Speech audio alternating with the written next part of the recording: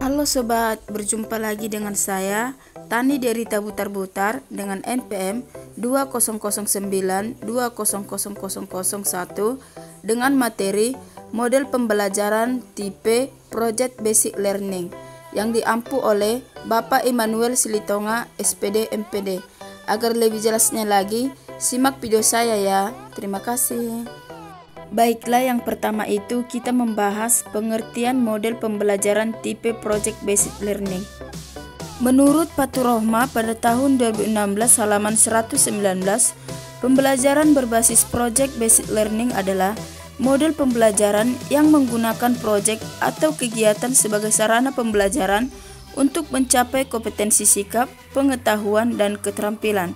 Sementara itu, Saifuddin pada tahun 2014 halaman 58 berpendapat bahwa Project Basic Learning merupakan metode belajar yang menggunakan masalah sebagai langkah awal dalam mengumpulkan dan mengintegrasikan pengetahuan baru berdasarkan pengalamannya dan beraktivitas secara nyata. Berdasarkan beberapa pendapat ahli di atas, dapat disimpulkan bahwa model pembelajaran Project Basic Learning adalah model pembelajaran yang berpusat pada siswa dan berangkat dari suatu latar belakang masalah untuk mengerjakan suatu proyek atau aktivitas nyata yang akan membuat siswa mengalami berbagai kendala-kendala kontekstual, sehingga harus melakukan investigasi atau inquiry dan pemecahan masalah untuk dapat menyelesaikan proyeknya, sehingga dapat mencapai kompetensi sikap, pengetahuan, serta keterampilan. Selanjutnya itu karakteristik Project Basic Learning.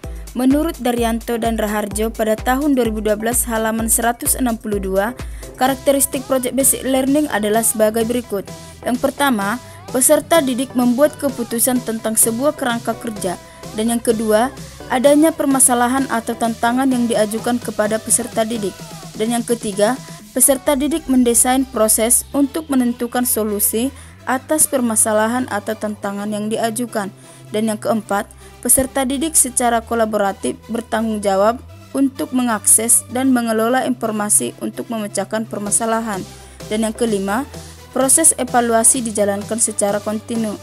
Dan yang keenam, peserta didik secara berkala melakukan refleksi atas aktivitas yang sudah dijalankan. Dan yang ketiga, kelebihan dan kekurangan model pembelajaran Project Basic Learning. Menurut Daryanto dan Raharjo, model pembelajaran Project Basic Learning mempunyai kelebihan sebagai berikut. Yang pertama, meningkatkan motivasi belajar peserta didik untuk belajar, mendorong kemampuan mereka untuk melakukan pekerjaan penting dan mereka perlu untuk dihargai. Dan yang kedua, meningkatkan kemampuan pemecahan masalah. Dan yang ketiga, membuat peserta didik menjadi lebih aktif dan berhasil memecahkan problem-problem kompleks. Dan yang keempat, meningkatkan kolaborasi. Dan yang kelima, mendorong peserta didik untuk mengembangkan dan mempraktikkan keterampilan komunikasi. Dan yang terakhir, meningkatkan keterampilan peserta didik dalam mengelola sumber. Selanjutnya itu kekurangan Project Basic Learning. Menurut Widyaswara pada tahun 2016 halaman 189, Project Basic Learning memiliki kekurangan sebagai berikut. Yang pertama, pembelajaran berbasis proyek memerlukan banyak waktu yang harus disediakan untuk menyelesaikan permasalahan yang kompleks. Dan yang kedua, banyak orang tua peserta didik yang merasa dirugikan karena menambah biaya untuk memasuki sistem baru. Dan yang ketiga, banyak instruktur merasa nyaman dengan kelas tradisional, di mana instruktur memegang peran utama di kelas. Ini merupakan tradisi yang sulit, terutama bagi instruktur yang kurang atau tidak menguasai teknologi. Dan yang keempat, banyaknya peralatan yang harus disediakan.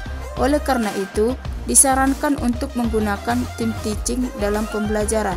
Dan yang kelima, peserta didik memiliki kelemahan dalam percobaan dan pengumpulan informasi akan mengalami kesulitan. Dan yang terakhir, ada kemungkinan peserta didik yang kurang aktif dalam kerja kelompok. Selanjutnya itu yang keempat, langkah-langkah Project Basic Learning. Langkah-langkah model pembelajaran Project Basic Learning menurut Widyarso pada tahun 2016 halaman 184 dapat diterapkan atau diaplikasikan melalui langkah-langkah sebagai berikut. Yang pertama, penentuan pertanyaan mendasar. Nah, dalam membuat langkah-langkah project basic learning itu, tentu kita akan menyerap dulu pertanyaan-pertanyaan apa saja yang mendasar. Yang kedua itu, mendesain perencanaan proyek. Yang kedua ini, kita bisa dapat merencanakan atau mendesain proyek apa yang ingin kita rencanakan. Dan yang ketiga, menyusun jadwal. Ini sangat penting untuk langkah-langkah project basic learning. Yang keempat, memonitor peserta didik dan kemajuan proyek. Artinya, peserta didik itu harus diawasi ataupun kita mengecek kemajuan-kemajuan dalam proyek yang mereka lakukan. Yang kelima, menguji hasil. Yang keenam itu, mengevaluasi pengalaman. Selanjutnya itu, manfaat project basic learning bagi siswa. Yang pertama, menciptakan pembelajaran yang menyenangkan. Artinya, dengan adanya model ini, siswa itu sudah dapat menciptakan pembelajaran yang menyenangkan. Dan yang kedua itu, lebih bermakna. Maksudnya adalah, dengan adanya model ini, pembelajaran itu akan lebih bermakna atau bermanfaat bagi siswa. Dan yang ketiga itu, meningkatkan rasa keingintahuan. Maksudnya adalah, dengan adanya model ini, rasa keingintahuan siswa itu akan lebih tinggi. Yang keempat itu, membangun critical thinking atau berpikir kritis pada diri siswa.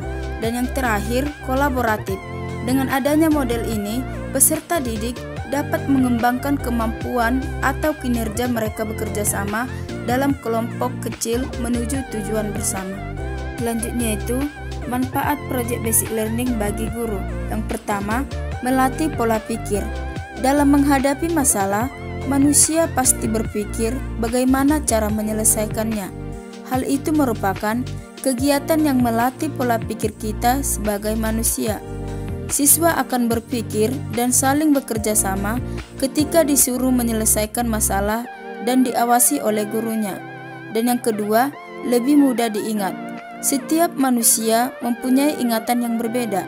Namun, yang paling mungkin kita ingat mengenai sesuatu biasanya adalah masalah. Karena masalah merupakan hal paling sulit untuk dilupakan. Dan yang ketiga, siswa lebih aktif. Kebebasan berpendapat dalam mengatasi masalah membuat siswa menjadi lebih aktif, apalagi ketika ia punya referensi dan sumber-sumber yang otentik. Sumber ini bisa berasal dari buku, internet, dan presentasi yang menunjukkan pada teori-teori pelajaran maupun sejarahnya. Dan yang keempat, memicu kreativitas. Kreativitas timbul dalam diri siswa ketika ia mulai mengetahui banyak hal dalam belajar, serta keterbiasaannya berhadapan langsung dengan suatu topik. Kreativitas di sini adalah kreativitas dalam berpikir sehingga menemukan suatu produk yang baru yang belum pernah ada sebelumnya. Tetapi, kreativitas siswa biasanya belum sampai di situ. Siswa masih harus menempuh lebih banyak pelajaran untuk menemukan produk baru. Dan yang kelima, meningkatkan kemampuan analisa. Ketika dihadapkan dengan suatu topik, selain dituntut untuk memecahkan masalah, siswa pun harus menganalisa topik tersebut. Karena dengan menganalisa, suatu pekerjaan akan lebih mudah dikerjakan dan mudah juga diingat kepada orang lain. Analisa ini dilakukan dengan teman sekelompok yang dikerjakan dengan menyatukan solusi-solusi yang ada. Dan yang terakhir, mendapat kesimpulan yang padat. Setelah siswa melakukan semua kegiatan belajar di kelas, mereka menulis kesimpulan di bagian akhir presentasi. Kesimpulan ini mencakup semua aspek teori yang telah dijelaskan oleh siswa atau pendapat ringkas mereka tentang pelajaran.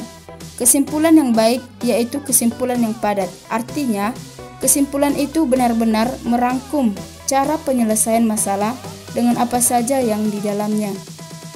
Demikianlah materi yang bisa saya jelaskan tentang model pembelajaran tipe Project Basic Learning. Lebih kurangnya saya mohon maaf. Semoga video saya ini dapat bermanfaat. Sekian dan terima kasih.